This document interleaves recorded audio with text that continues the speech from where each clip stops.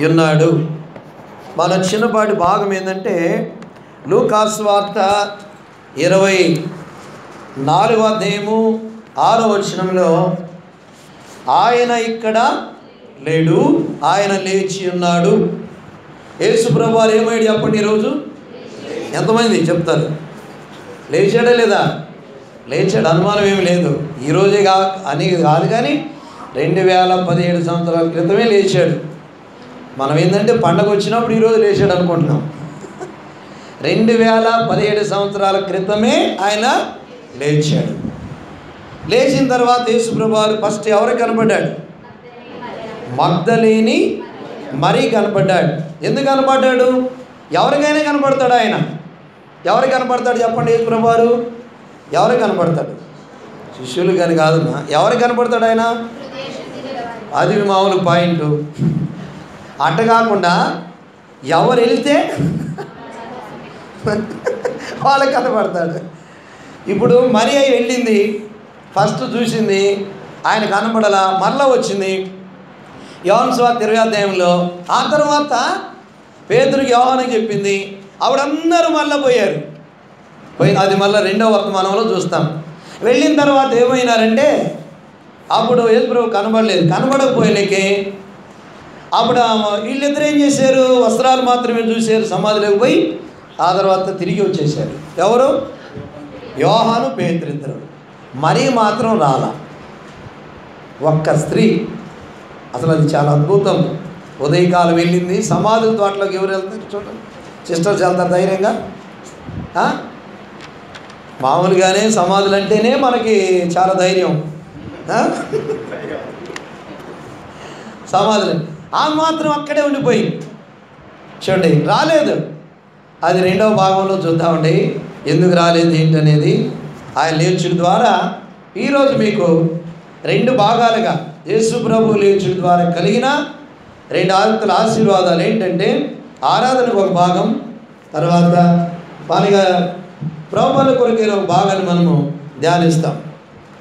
ఇప్పుడు యేసు ప్రభు వారు లేచుడి ద్వారా 24వ అధ్యాయంలోనే 5 సంగతులు రాయబడ్డాయి. వాటిని ధ్యానించుకొని ఆరాధనలోకి వెళ్దాం. గత వారంలో నేనేం చెప్పాను? ఆదివారము శుక్రవారము యేసు ప్రభు వారు మరణము ద్వారా, శిలువ ద్వారా కలిగిన 5 ఆశీర్వాదాలు చెప్పాను. మొదటిది ఏం చెప్తారా? సమాధానం. రెండవది ఏం కలిగింది? విడుదల బలపాకి. మూడోది ఆదరణ. గుర్తుపెట్టుకుంటారని కూడా నాకు తెలిసి. నేను దరిదాపు ఇప్పుడు 5-6 సంవత్సరాల 7 సంవత్సరాల క్రితము నాగిరెడ్డి గూడి అని అక్కడ స్పెషల్ మీటింగ్స్కి వెళ్ళాను. అక్కడ అంశం పేరు ఏంటంటే దహన బలికి గొర్రె పిల్ల ఏది? ఆదికాండం 22:7 దహన బలికి గొర్రె పిల్ల ఏది? 12వ వచనమేమో. అంశం మీద 3 రోజులు మాట్లాడడానికి ప్రభు సహాయపడ్డాడు. తర్వాత అజీజ్ నగర్ మొన్న వెళ్ళాను. ఎవరు వచ్చేది అంటే ఫలానా బ్రదర్ అంటే, ఓ దహన బలికి గొర్రె పిల్ల ఏదని చెప్పిన బ్రదర్ అన్నారు. ఏం గుర్తుపెట్టుకున్నారు? దహన బలికి గొర్రె పిల్ల ఏదని చెప్పాడు కదా 3 రోజులు.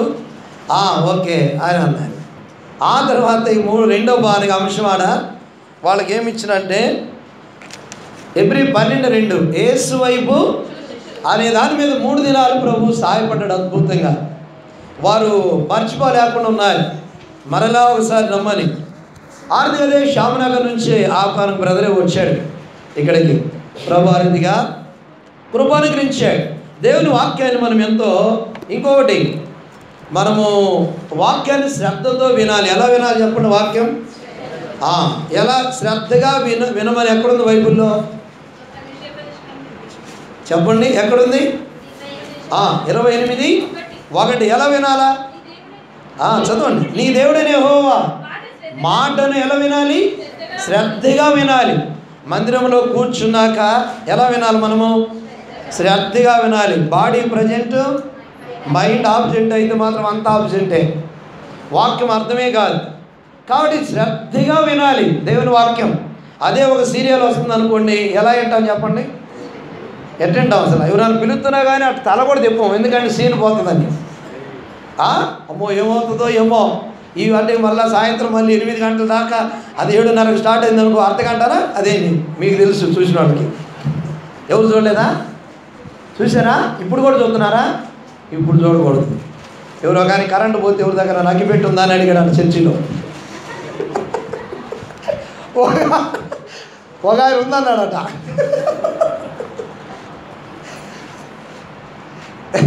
కాబట్టి అదిగా శ్రద్ధగా చూస్తాం. ప్రభు మాటలు కూడా ఎట్టినాలా? శ్రద్ధగా వినాలి. అప్పుడే మనకి ఆశీర్వాదం. 24వ అధ్యాయంలో యేసు ప్రభు తిరిగి లేచుట ద్వారా 5 సంగతులు తెరవబడ్డాయి. ఇప్పుడు మార్క్స్ వార్త ఒక మాట చదవండి. మార్క్స్ వార్త 7:33 చదవండి. సమూహములో నుండి ఆయన ఏకాంతముగా తోడుకొని పోయి వాని చెవులనొద్ద తన వేలు పెట్టి ఉమ్మి వేసి వాని నాలుక ముట్టి ఆకాశం వైపు కన్నులెత్తి నిట్టూరు విడిచి ఎఫాతా అని వానితో చెప్పిన ఆ మాటకు తెరవబడునని అర్థం. ఏమంది అర్థం చెప్పండి? ఎఫాతా అంటే అర్థం ఏంది? తెరవబడును అని అర్థం. ఎఫాతా అంటే తెరవబడును అని అర్థం. యేసు ప్రభువు తిరిగి లేచుట ద్వారా 5 అంతల సంగతులు ఇక్కడ జరిగినాయి. 24లో ఏమి తెరవబడ్డాయి అంటే 5 తెరవబడ్డాయి. అవి మనం జ్ఞాపకం చేసుకుందాం ఆరాధన కొరకు. మొదటిది 2వ వచనం 24వ అధ్యాయం 2. సమాధి ముందర ఉండిన రాయి దొర్లింపబడి ఉన్నట చూచి చాలు. అనగా మొదటిది ఏంటంటే సమాధి తెరవబడుట. జ్ఞాపకం పెట్టుకోండి. ఏం తెరవబడింది? సమాధి తెరవబడింది. ఎవరు లేచుడు ద్వారా? యేసు ప్రభువు లేచుడు ద్వారా సమాధి అనేది తెరవబడిపోయింది. ఆయన ఒకవేళ లేపబడకపోతే సమాధి ఏం కాదు, తెరవబడేది కాదు. ఆ దినాల్లో సమాధులు అంటే మనలాంటి సమాధులు కాదు. మన ఎన్ని మట్టి సమాధులు. ఇజ్రాయేలీల దేశంలో సమాధులు రాతితో తొలిపిస్తారు. ఎలా చేస్తారు చెప్పండి? రాతితో తొలిపిస్తారు. దానికి అర్థం ఏంటంటే అనగా దేవుని వాక్యం రాయబడింది, రాతితో తొలిపించిన సమాధిలో యేసు ప్రభువుని ఏం చేశారు? పెట్టారు. అనగా దానికి గుర్తు యోహాను సువార్త 11వ అధ్యాయంలో లాజరును కూడా చూడండి. రాతి సమాధి, రాయి తీసేయమంటాడు. చదవండి 11వ అధ్యాయం.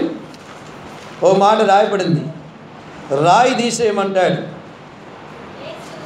40 వచ్చినమండి. అందుకేసు నువ్వు నమ్మినడలా దేవుని మహిమను చూస్తావని నేను నీతో చెప్పలేదా అని ఆమెతో నేను అందరి వారు ఆ రాయి రాతితో తొలిపించిన సమాధులు ఆ దినాల్లో ఉండేవి. మట్టిలో పెట్టేవాళ్ళు కాదు. అనగా ఆ రాతి సమాధిలో పెట్టి ఒక రాయి అలాగా పెట్టేవాడు అంతే. అప్పుడు ఆ తర్వాత ఇంకా ఏమైనా కానీ అలాగ వాళ్ళు సమాధులు ఉండేవి. అయితే అలాంటి సమాధిలో యేసు ప్రభువుని ఉంచారు. అది ఇప్పుడు రాయి ఎవరు తీశారు చెప్తారా? ఎవరు తీశారు? చెప్పండి, ఎవరు తీశారు? సైనికులా? ఆదాము. అదే దొరికిపోయిందా? మత్తయి సువార్త 28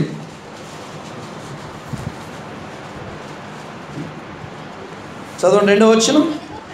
ఇదిగో ప్రభుదూత పరలోకము నుండి దిగి వచ్చి రాయి పొర్లించి దాని మీద దూత వచ్చింది. చెప్పండి, ఎక్కడి నుండి వచ్చింది? పరలోకం నుండి వచ్చింది. రాయి తీసేసింది. రాయి మీద ఎందుకు కూర్చుంది? రాయి మీద ఎందుకు కూర్చుంది? ఏమన్నా పక్కన కూర్చోవచ్చుగా, ఇలా తీసేసి వెళ్ళిపోవచ్చుగా దూత. ఎందుకు కూర్చుందంటే సైనికులు ఉన్నారు ఆడ. మళ్ళా ఏం చేస్తారు సైనికులు? రాయి మళ్ళా వేస్తారు. అందుకని దూత దాని మీద కూర్చుంది. ఇంకెవరు కూడా కదిలియా లేదు. ఆరుదిగా దాని మీద కూర్చున్నట్టు ద్వారా ఎవరు కూడా కదిలేకపోయారు. సమాధి మీద ఉన్న రాయి ఏమైపోయింది? తెరవబడిన సమాధి జ్ఞాపకం పెట్టుకోవాలి. మనం యేసు ప్రభువు లేచి ద్వారా సమాధి ఏమైంది? తెరవబడింది. ఈ సమాధి అనే అనుభవం మన జీవితానికి కూడా సాదృశ్యం. మనకి సాదృశ్యం అనేది ఒక మాట ఉంది బైబిల్లో, కీర్తనలు. చూడండి ఒక మాట, 5వ కీర్తన, కీర్తనలు 5వ కీర్తన 9వ వచనంలో ఆ మాట ఉంది, వారి నోట యథార్థత లేదు, వారి అంతరంగము నాశనకరమైన గుంట, వారి కంఠము. కొంతమంది చూసారా, కంఠం ఎలాంటిదంట? తెరిచిన సమాధి అంట. ఇంకా కంఠం అంట తెరిస్తే చాలు, ఇంకెలాగుంటుంది చెప్పండి, ఇంకా చెప్పాలి మీరే. సమాధి లాగుంటుందంట, అలాగుంటుంది అనమాట. అంటే అంత మంచి మంచి వస్తాయని తెరిచిన సమాధి. సమాధి ఎలా ఉంటుంది? పైకి బాగుంటుంది. దేవుని వాక్యం ఉంది, మత్తయి సువార్త సమాధి ఎలా ఉంటుంది? మత్తయి సువార్త 23, 27, 23, 27. అయ్యో వేషధారులైన శాస్త్రులారా, పరిసయ్యులారా, మీరు సున్నము కొట్టిన ఎట్టుందంట సమాధులకు ఏం చేస్తారు? సున్నం కొడతారు. అంతకు ముందు కొద్దిగా అన్నం పెట్టండి అంటే పెట్టరు, మామూలుగా సున్నం కొట్టమంటే బాగా కొడతారు. పెయింట్లు వేయమంటే పెయింట్లు వేస్తారు. సున్నం కొట్టిన సమాధులను పోలి ఉన్నారు అన్నాడు. ఎలా ఉంటుంది అది? పైకి ఎలా ఉంటుంది? శృంగారంగా, అసలు ఎంతో చూడముచ్చనిగా సమాధుల్లో పోయి కూర్చోవాలి అన్నట్టు ఉంటుంది అనమాట. అట్టుంటాయి. లోపల చచ్చిన వారి ఎముకలతో నిండి చూసి లోపల ఎలా ఉందంట? అనగా కల్మషముతోను, అనగా మృతమైన జీవితము, దుర్వాసనతో నిండిన జీవితం. ఇలాగా మన జీవితాలు ఉన్నాయి. ప్రియులారా, సమాధి అంటే అందరికీ కూడా భయమే కదండి.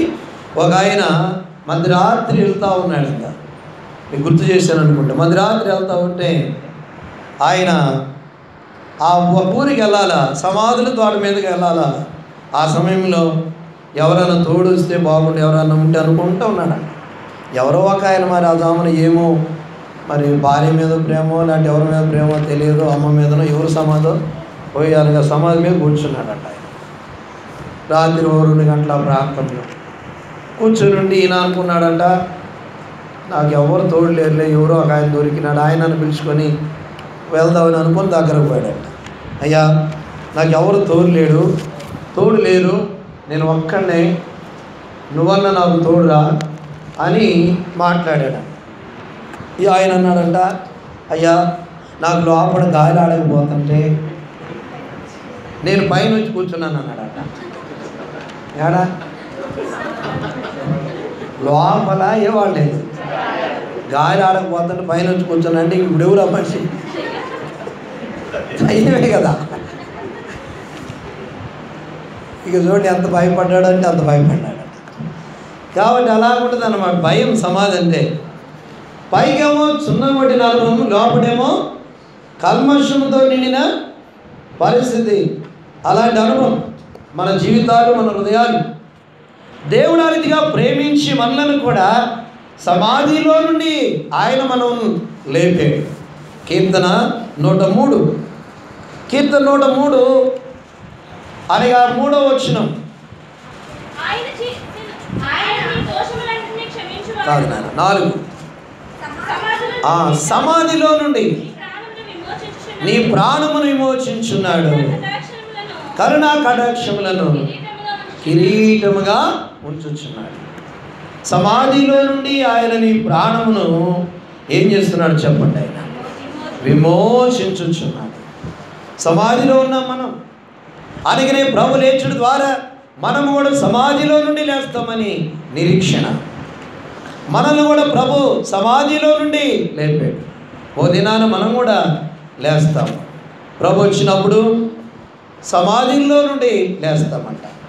చనిపోయినప్పుడు అనగా యేసు ప్రభు చనిపోయినప్పుడు లేచారు, ప్రాణం పెట్టినప్పుడు. ఆ తర్వాత ఆయన వచ్చినప్పుడు కూడా లేస్తాడు. ఆయన వచ్చినప్పుడు కూడా లేస్తాడు. హెజ్కేలు గ్రంథంలో ఆ మాట మనం చూడగలం. సమాధుల్లో ఉన్న వారిని నేను లేపెదను.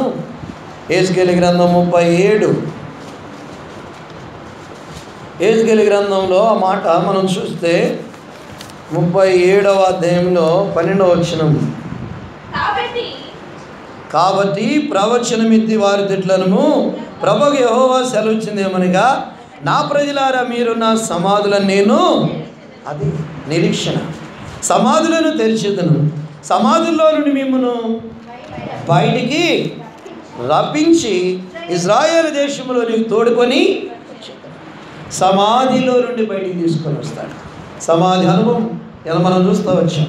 భయంకరమైన పరిస్థితి, వెలపడ సున్నం కొట్టిన సమాధి, అలాగే లోపల ఎలాంటి పరిస్థితులు వచ్చాయి. అలాంటి మన జీవితంలో కొరకై యేసు ప్రభువారి కలువలో ప్రాణం పెట్టి మనల్ని రక్షించాడు. ఆయన తిరిగి లేచుట ద్వారా సమాధి తెరవబడింది. మనము కూడా సమాధిలో నుండి బయటకు వస్తామన్న నిరీక్షణ ఆర్థిక మనకు దేవుడు అనుగ్రహించాడు. సమాధిలో నుండి ఆయన నీ ప్రాణమును విమోచించి, సమాధిలో నుండి ఆయన 103:4 మనం మర్చిపోకూడదు. సమాధిలో నుండి ఆయన నీ ప్రాణమును ఎవరితో చెప్తున్నారు ఆ మాట చెప్పండి. దావీదు ఎవరితో చెప్తున్నాడు ఆ మాట? మొదటి వచ్చిన చదివితే అర్థమైంది. ఇప్పుడు చెప్పండి, ఎవరికి చెప్తున్నాడు? ప్రాణానికి చెప్తున్నాడు. నా ప్రాణమా నిన్ను ఎలా ఎక్కడి నుండి లేపాడు తెలుసా? సమాధిలో నుండి ఆయన లేపాడు, విమోచించాడు. అందుకే నేను ఆరాధించు, స్తుతించు, కనపరచు. అలాగే సమాధిలో నుండి ఆయన నిన్ను లేవదీశాడు. 5వ వచనం అక్కడ ఒక మాట ఉందండి. నీ యవ్వనం క్రొత్తదగుచున్నట్లు మేలుతో ఆయన నీ హృదయమును తృప్తిపరుస్తున్నాడు. మేలుతో ఆయన నీ హృదయాన్ని తృప్తిపరుస్తున్నాడు. సమాధిలో నుండి ఆయన మనల్ని ఏం చేస్తున్నాడు? లేవా ప్రభు లేచి సమాధిలో నుండి ఆయన, అది మనకు కూడా ఒక నిరీక్షణ. తెరవబడిన సమాధి, ఆయన లేచి ద్వారా సమాధి తెరవబడింది, మూయబడినది తెరవబడతా వచ్చింది. 2వ మాట చూద్దారండి. లూకా సువార్త 24వ అధ్యాయము 31వ వచనం. 24:31 ఒక్కడ చదువున్నాను. వారి కన్నులు తెరవబడి ఆయనను గుర్తుపట్టిరి. చాలు, వారి కన్నులు తెరవబడి అనగా ఎవరి ద్వారా తెరవబడి చెప్పండి? ప్రభు ద్వారానే. 30వ వచనము కూడా ఆయన లేచాడు, ఆ తర్వాత ఇక్కడ వారితో నడిచాడు, ఆ రీతిగా ఆయన వారి దగ్గర కూర్చున్నాడు. 30వ వచనంలో ఆయన వారితో కూడా భోజనం కూర్చున్నప్పుడు ఆయన రొట్టెను పట్టుకొని స్తోత్రము చేసి దాన్ని విరిచి వారికి పంచిపెట్టగా వారి కన్నులు, ఆయన ద్వారానే, ఆ శరీరం ఎవరో కాదు, ఆయనే. ఆయన ద్వారా రెండవది ఏమైనా కన్నులు, ఆయన ద్వారానే. ఆయన తిరిగి లేచి ద్వారా రెండవది ఏం తెరవ చేశాడు చెప్పండి? కన్నులు తెరవ చేస్తూ వచ్చాడు. అనగా ప్రభు ఇవన్నీ కూడా ఈ అధ్యాయంలో ఆయన సమాధిలో నుండి తిరిగి లేచినాకనే వారి కన్నులను తెరవ చేస్తూ వచ్చాడు. ఆయన కూడా వారితో కూర్చున్నాడు, ఆరిదిగా రొట్టె విరిచాడు, ఆరికి ఇచ్చాడు. అప్పుడేమని చెప్పండి? వారి కన్నులు ఎవరి ద్వారా తెరవబడ్డాయి? యేసు ప్రభు వాళ్ళతో లేకపోతే చెప్పండి, తెరవబడతాయా? ఎవరిగా తెరవబడలేవు. ఆయన ద్వారా తెరవబడ్డాయి. ఆయన తిరిగి లేచి ఆ మార్గంలో వెళుతూ వారితో కూర్చొని ఆరిది వారి కన్నులు తెరిచాడు యేసు ప్రభు. రెండవ ఆయనకు అనుభవం ఇది. ఆయన వారి కన్నులు తెరిచాడు. ఈ అద్భుతమైన తెరవడం అనేది మోయబడ్డాయి. కన్నులు తెరవబడుట ఏమైనాయి మన కన్నులు? 2వ కొరింథీ 4:4లో మాట ఉంది. ఏముందో తెలుసండి? 2వ కొరింథీ, దేవుని స్వరూపైన క్రీస్తు మహిమ కనబరచు స్వార్థ ప్రకాశము వారికి ప్రకాశింపకుండా ఈ యుగ సంబంధమైన దేవత అవిశ్వాసులైన వారి మనోనేత్రములకు ఏం కలుగు చేసింది చెప్పండి? గుడ్డితనము కలుగు చేసింది. అనగా మానవులను ఎవరు గుడ్డితనంలో కలుగు చేశారు? యుగ సంబంధమైన దేవత, పరిపాలించుట, దేవతారీతిగా మానవులకు గురుడితనాన్ని కలిగేసినప్పుడు, అనగా గురుడివారిగా అయిపోయినప్పుడు దేవుడే మనకు కన్నులను తెరవజేశాడు. ఇంకా ఏమేమి వాటి నుండి తెరవజేశాడంటే అపోస్తలుల కార్యములు 9వ అధ్యాయము 18వ వచనం చూడండి. 9:18. అప్పుడే అతని కన్నుల నుండి పొరల వంటివి ఏమైపోయినాయి చెప్పండి, రాలుగా దృష్టి కలిగి బాప్తిస్మాన్ని పొందాడు. ఎవరి కన్నులు ఇక్కడ? సౌలు కన్నులు ఏమైనాయి? తెరవబడ్డాయి. అనగా సౌలు యొక్క కన్నులు తెరవబడ్డాయి. పొరల వంటివి ఏమైపోయినాయంట? రాలిపోయినాయి. ఆయనకున్న పాపం, ఆయనకున్న లోకం, ఆయనకున్న ప్రతి అలవాటు అనగా ఏమైపోయిందంటే చెప్పండి, ఏమైందంట? అనగా రాలిపోయినాయి. మన జీవితాలు కూడా రాలిపోతా వచ్చినాయి. ప్రభువే మన కన్నులను ఆయన ముట్టాడు. దేవుని వాక్యంలో మనం ఎరుగుదుము, ఆయన ముట్టుడు ద్వారా అనగా మనకి కన్నులు తెరవబడి. లూకాసు సువార్త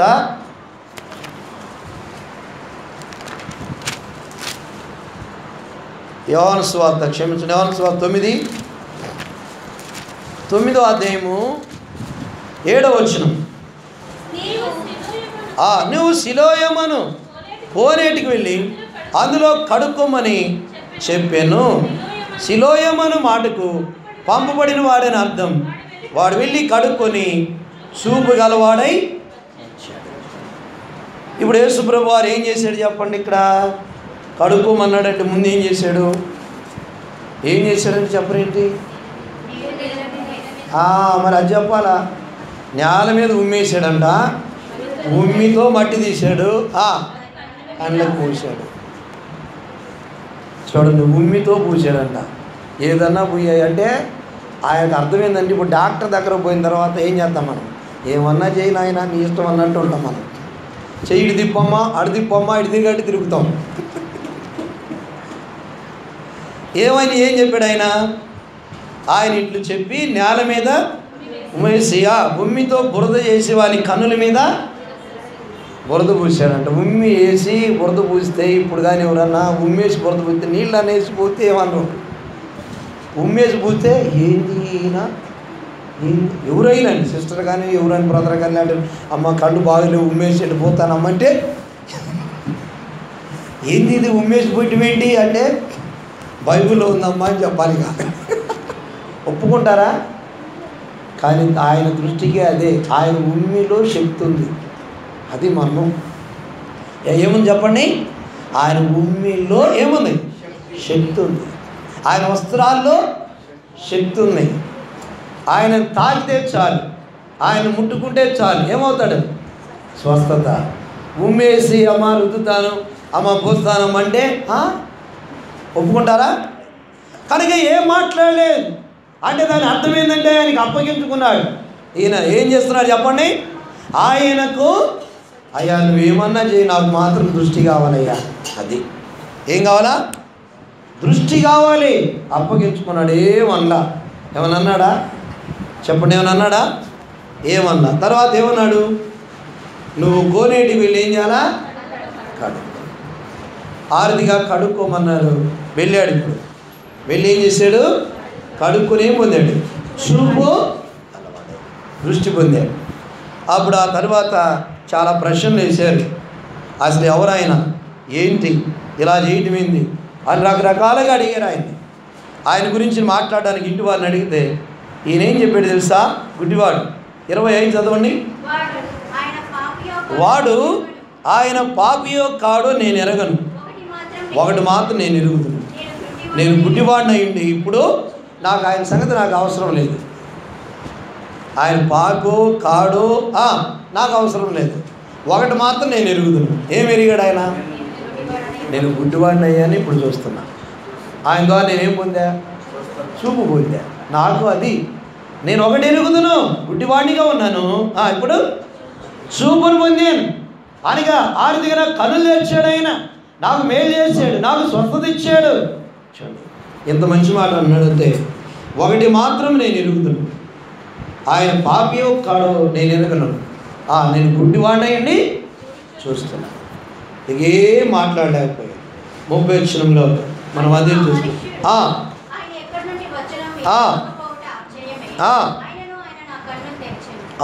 చూడండి, ఆయన నా కన్నులు తెరిచారు. చక్కని ఆరాధన.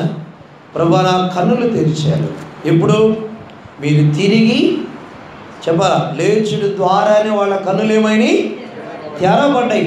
ఆయన తిరిగి లేచి వాళ్ళతో నడిచి వాళ్ళతో కూర్చొని ఆరతిగా రొట్టె ఇవ్వకపోతే వారి కన్నులు తెరవబడేవి కాదు. ఆయన తిరిగి లేచుడు ద్వారా సమాధి తెరవబడింది. రెండోది ఆయన తిరిగి లేచుడు ద్వారా కన్నులు తెరవబడ్డాయి. ప్రభువా మీరు తిరిగి లేచి సమాధి తెరవబడింది, నేను కూడా ఒక దినాన సమాధిలో తిరిగి లేస్తాను నిరీక్షణ. రెండవది నా కన్నులు తెరిచాను. ఒకప్పుడు ప్రభువా మిమ్మల్ని చూడలేని వాడిని. ఇప్పుడు ఒక మాట చూద్దాం. యోబు గ్రంథం 19:25. అయితే నా విమోచకుడు సజీవుడనియు తరువాత ఆయన భూమి మీద నిలుచునని అది చదువునండి. చీకిపోయినను తర్వాత శరీరముతో నేను దేవుణ్ణి చూచి. ఎంత నిరీక్షణ! నేనే ఆయన చూస్తా. ఎవరు చూస్తారు? నా మటుకు నేను ఆయన చూస్తా. ఎంత నిరీక్షణ! నా మటుకు నేను ఆయన చూస్తా. మనకు కూడా నిరీక్షణ ఇచ్చాడు. కన్నులు తెరబడ్డాయి. మనకున్న పాప పనులు తొలగించాడు. ఆయనను ఒక దినాన చూచెదము అని నిరీక్షణ. ప్రభు ఆరతిగా ఆయనను మనం చూస్తాం, ఆనందం కలుగుతుంది. కన్నులు తెరిచాడు. ఆయన తిరిగి లేచు ద్వారా. ఇది రెండో అనుభవం. మూడో అనుభవంలోకి వద్దాం. లూకా సువార్త 24:45. అప్పుడు వారు లేఖనములను గ్రహించినట్లు ఆయన వారి మనసులను తెరచి. ఇప్పుడు ఇది ఎన్నో చెప్పండి? మూడోది. ఆయన లేచుడు ద్వారా మొదటిది ఏం తెరవబడింది? సమాధి. రెండవది కన్నులు తెరవబడ్డాయి ఆయన ద్వారానే. మూడోది మనసు తెరవబడింది. లూకా సువార్తలో మనం చూస్తూ ఉన్నాం, మనసు తెరవబడిందంట. ఎవరి ద్వారా? ఆయన ద్వారానే వారి మనసులు తెరవబడ్డాయి. నేను అనుకుంటే ప్రభు లేపబడకపోతే సమాధి తెరవబడదు, వాళ్ళ కన్నులు తెరవబడవు, మనసు కూడా తెరవబడదు. సమాధి అలాగనే ఉండి ఆయన కూడా ఉండు, మనం అందరం అట్లే ఉందాం. మనం కూడా చనిపోయినాం, సమాధి చేస్తే అట్లే ఉందాం. రెండవ రాకడలో మనకు కూడా ఏమి లేదు, నిరీక్షణ లేదు. ఆయన లేచుడు ద్వారా ఇవన్నీ అద్భుతాలు జరిగినాయి. మూడోది మనసు ఏమైందంట? మన మనసు ఎలాంటిదంటే, అనగా దేవుని వాక్యంలో మనం చూస్తే ఎన్నో సంగతులు రాకండి. అనగా చూడని 2 తిమోతి 3:8 భ్రష్ట మనసు అంట. 2 తిమోతి 3:8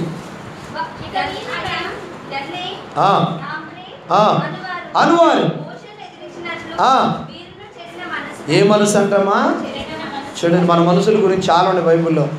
చెడిపోయిన మనసు, ఇది మన మనసు. అనగా పాడైపోయిన మనసు, చెడిపోయిన మనసు మందే. అనగా వీరి మనసు చెడిన మనసు గలవారై విశ్వాస విషయంలో ఏమైనారు? భ్రష్టులైపోయారు. కఠినమైన మనసు అని కూడా బైబిల్లో. ఏ మనసు అంట?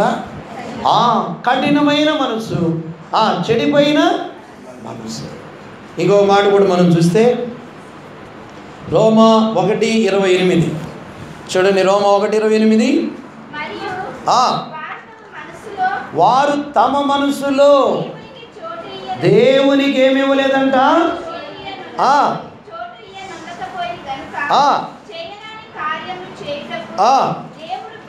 ఏ మనసు అంట? దేవుడు భ్రష్ట మనసు వారిని. ఇలాంటి మనసులు మానవుని. చెడిపోయిన మనసు, కఠినమైన మనసు, భ్రష్ట మనసు, ఇలాంటి మనసులు కలిగిన మనం ఆయన మనసును తెరిచాడంట. చూశాడు, అయ్యో ఇలా ఉందా అని. ప్రియులారా, అలాంటి మనసు మనది. జ్ఞాపకం పెట్టుకోండి. అలాంటి మనసును పవిత్రపరచడానికి యేసుప్రభువు వచ్చాడు. అనగా అలాంటి మనసు అనగా పవిత్రపరచడానికి వచ్చాడు. రోమా 8:5లో ఇంకొకటి ఉందన్నమాట. శరీరానుసారం శరీర విషయముల మీద మనసుంతురు, ఆత్మానుసారులు ఆత్మ విషయముల మీద మనసుంతురు. శరీరానుసారమైన మనసు మరణము, ఆత్మానుసారమైన మనసు జీవమును సమాధానమునై ఉన్నది. శరీరానుసారమైన మనసు ఏంటని చెప్పడము మరణం, అలాగే శరీరానుసారమైన మనసు కలిగిన వారు. అయితే దేవుడు అలాంటి మనస్సును ప్రభు కనికరించాడు, నూతన పరిచాడు, అనగా ప్రభు ఆర్థిక కార్యం చేశాడు, ప్రభు చూపించాడు. ఫిలిప్పీ 2:5లో ఆయన మనసు మనకిచ్చాడు. చూడండి, ఫిలిప్పీ 2:5, క్రీస్తు యేసు కలిగిన ఈ మనసు మీరును మనకిచ్చాడు. మళ్ళా పౌలాడు అంటున్నాడు, క్రీస్తు యేసు కలిగిన మనసు మీరును. ప్రియులారా, దేవుడు మనకి ఆయన మనసును ఇచ్చాడు, మన మనసు బాగు చేశాడు, పవిత్రపరిచాడు, కడిగాడు. మొదటి యోహాను పత్రిక 1:7లో మనం ఎరుగుదాం.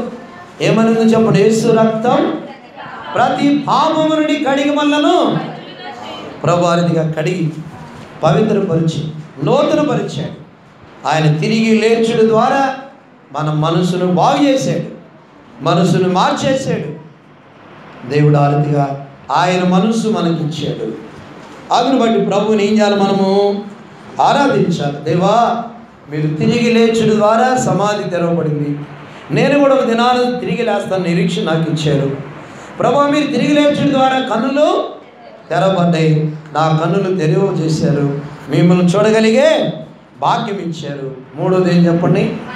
మనస్సును ప్రభా తెరిచారు, నా మనసును బాగు చేశారు, పవిత్రపరిచారు. ప్రభా, మరి ఆర్థిక మీ మనసు నాకు ఇచ్చారయ్యా. అది ఇచ్చాడా లేదా? ఆయన మనసు ఇస్తే ఎంత మంచిది. ఆయన మనసు ఎలాంటిది? వెన్న లాంటిది అనమాట. మనసు ఎలాంటిది? ఒక పదం అంటారు, నీ మనసు వెన్న లాంటిదంటే అర్థమైంది. వెన్న లాంటిదంటే అర్థమైంది, తీయకుంటుందా? కరిగిపోతాయి, కరిగిపోతాయి. అట్టు ఉండాలి మనసులు, కరిగిపోయేటట్టు ఉండాలి. కానీ చెప్పాలి, రాడు లాగా ఉండకూడదు అంట. ఎట్లా మనసు? ఆ ప్రభు మనసు అలాంటిది. అలాంటి మనసు మనకిచ్చాడు.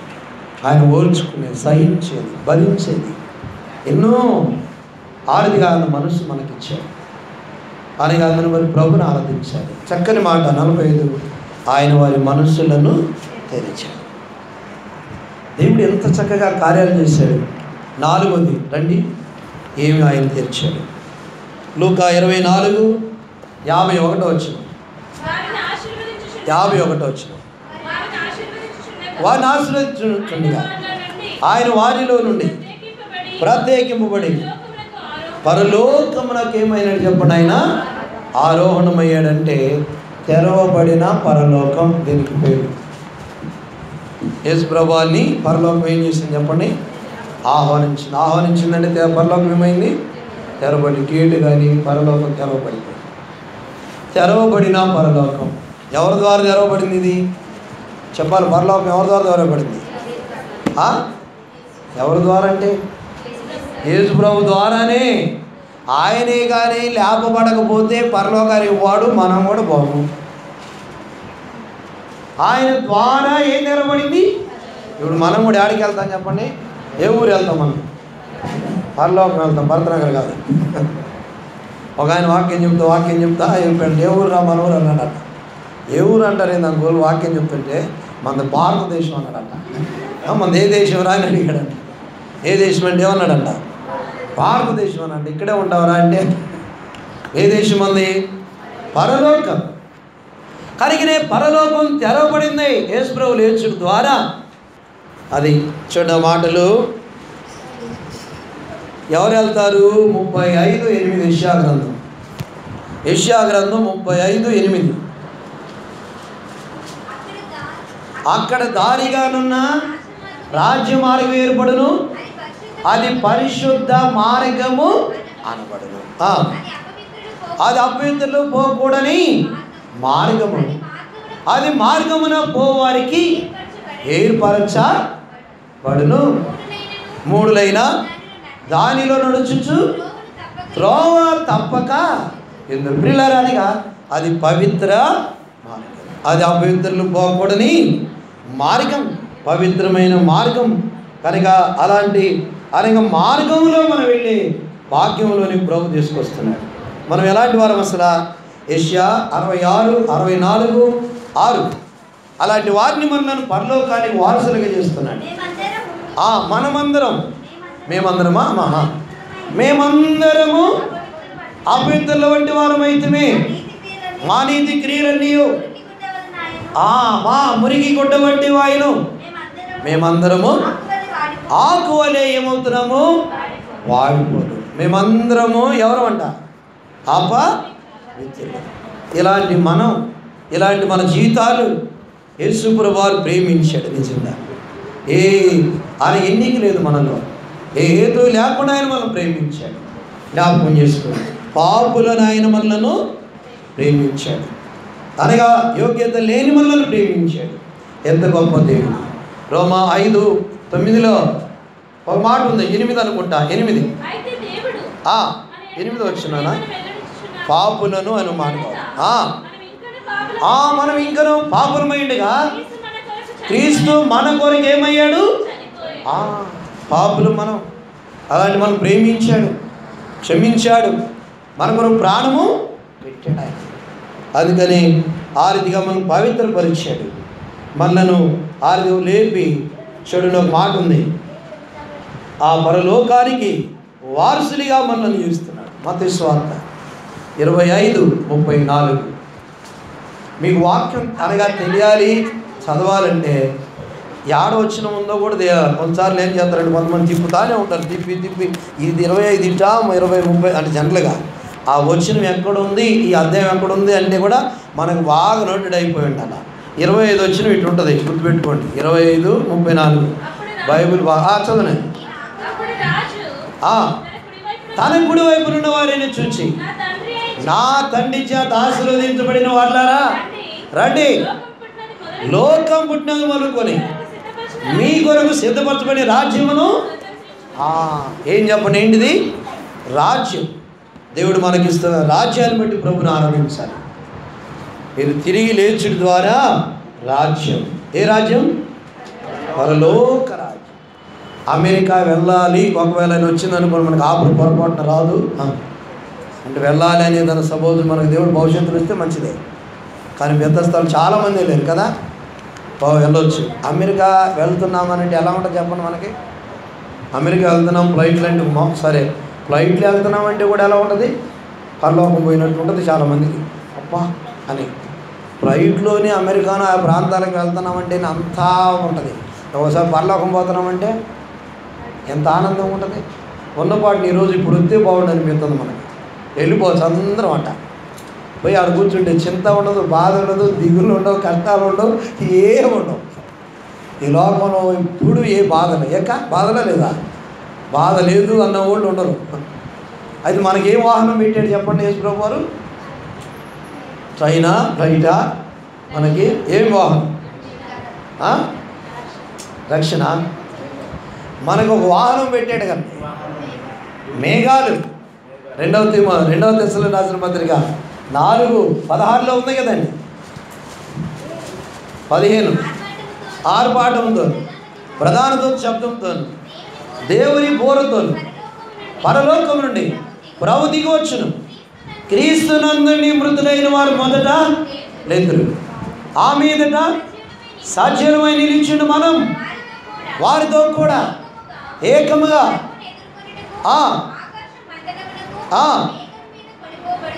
దేని మీద కొనిపోబడతాము?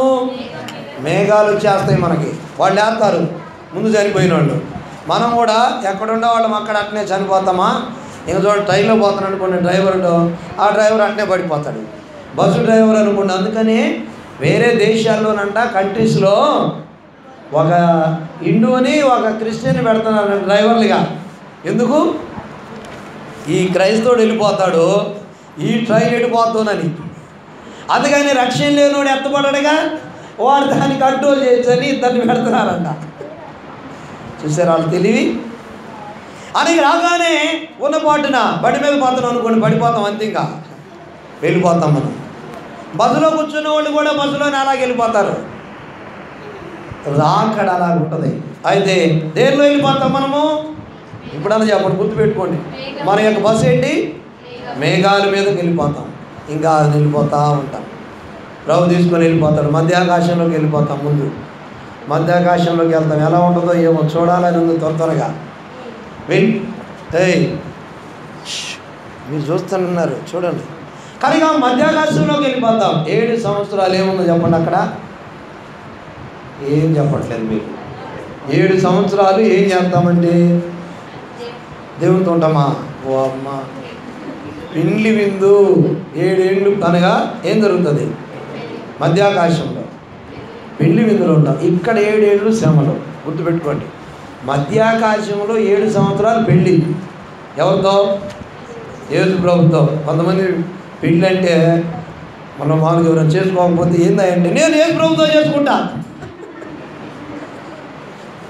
మనం పౌలా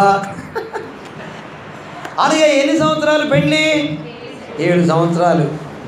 ఏమేమి వంటలు ఉంటాయో, ఏమేమి భోజనాలు ఉంటాయో, ఏమేమి తయారు చేస్తారో మరి త్వరగా అందరం అనగా చూడాలి.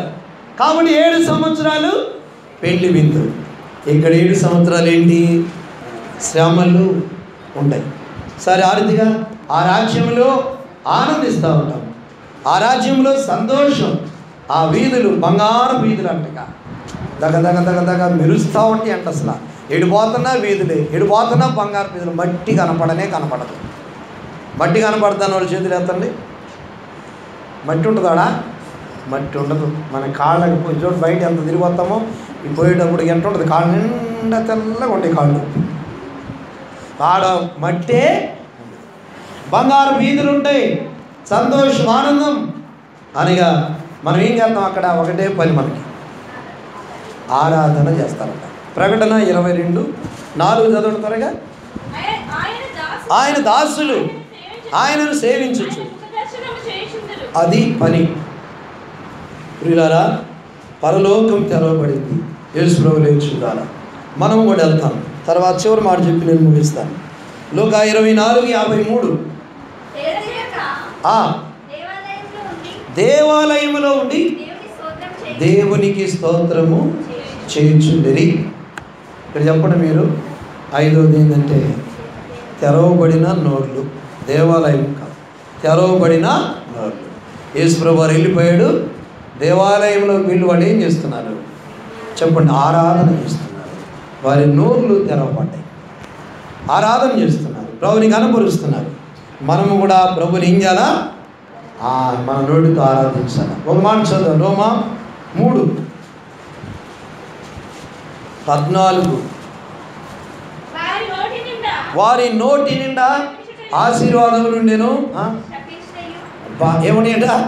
వారి నోటి నిండా చెప్పించుడియు పగ. చూసారా? నోటి నిండా ఏముందంట?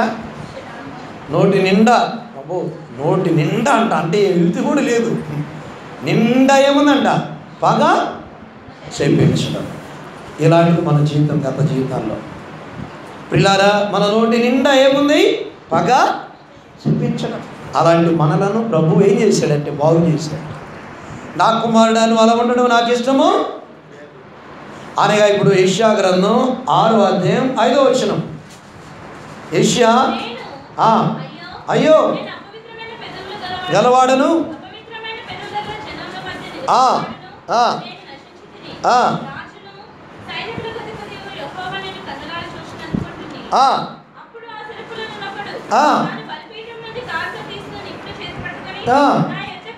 ఎగిరి వచ్చి అది నా నోటికి దానిని తగిలించి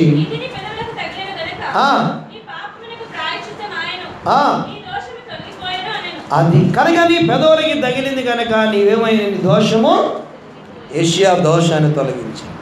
యెషయా నోటిని పవిత్రపరిచాడు. ఇప్పుడు ఆ దోషమంతా తొలగించాడు, తన కపటమంతా తొలగించాడు, తన ఏముందని పగంతా ఆయన నోటిలో ఉన్నంత తొలగించాడు.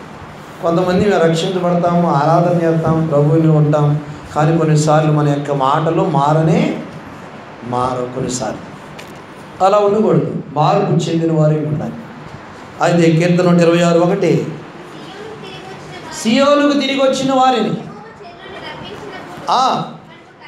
మనం కలగని వారి వలె ఉంటిమి, మన నోటి నిండా నవ్వుండెను. ఏముంది చెప్పండి? నోటి నిండా నిండా అక్కడేముందంట? నిండా పగ ద్వేషం కదని చెప్పించడం.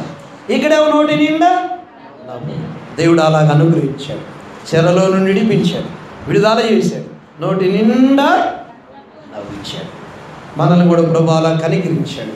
ఆయన తిరిగి లేచాడు, మనకు కూడా ఇవన్నీ అనుగ్రహించాడు. లోక 24:6 ఆయన ఇక్కడ లేడు, ఆయన లేచి ఆయన లేచి ఏం చేశాడు చెప్పండి? సమాధి తెరవబడింది. రెండవది కన్నులు తెరవబడింది. మూడోది మనసు తెరవబడింది. నాలుగోది పరలోకం తెరవబడింది ఆయన లేచి ద్వారా. ఐదోది వారి నోరులు తెరవబడి. ఇవన్నీ ఎవరి ద్వారా? యేసు ప్రభు ద్వారానే ఇవన్నీ కూడా కలిగినాయి, లేపడ్డాయి, తెరవబడ్డాయి.